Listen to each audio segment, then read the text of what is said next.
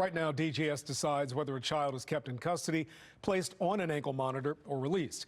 Critics argue that decision should be left up to a judge with more of a legal background. Fox 45's Jeff Abel joins us tonight right now with calls for change about the intake process at DJS. Jeff?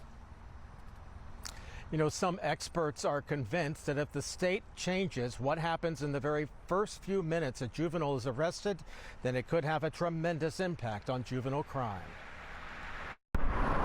Just hours after carjackers hit Bolton Hill last week, residents here were demanding change. They need to make these kids pay for their crimes just like an adult got to pay that time, so should a kid. Officers arrested 4 teens found inside this stolen car. They also found an illegal gun. I guarantee you they were released with ankle monitors and sent right back home, even though they were involved in a carjacking. On talk radio this morning, there were demands that the system get tough on even the youngest of criminals. First time any juvenile has an experience with law enforcement, you got to have the scare the hell out of them moment, put them in handcuffs, whatever, terrify them, to make them think the next time it's going to be worse. You don't want kids locked up. The goal is not to lock up a bunch of kids, but the goal is to stop that behavior. Right now, when juveniles are arrested, Maryland's Department of Juvenile Services decides if or how to proceed with the case.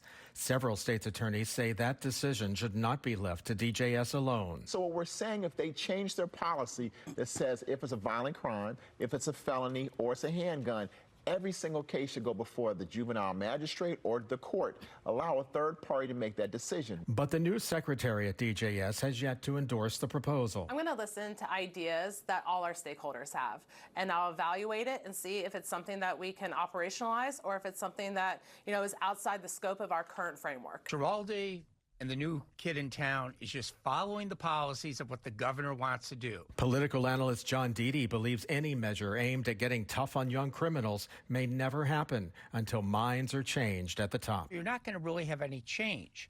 So that becomes a problem. So basically, you know, we're on the hamster wheel. It's Wes Moore's philosophy. Don't you get it? We may never know the outcome of those 4 juveniles accused of carjacking in Bolton Hill, since the state shields juvenile cases from the public. We're live tonight. Jeff Abel, Fox 45 News. I'm Kai Jackson. Thank you for watching. Here's another video to watch. Also, please take a moment to subscribe to our channel.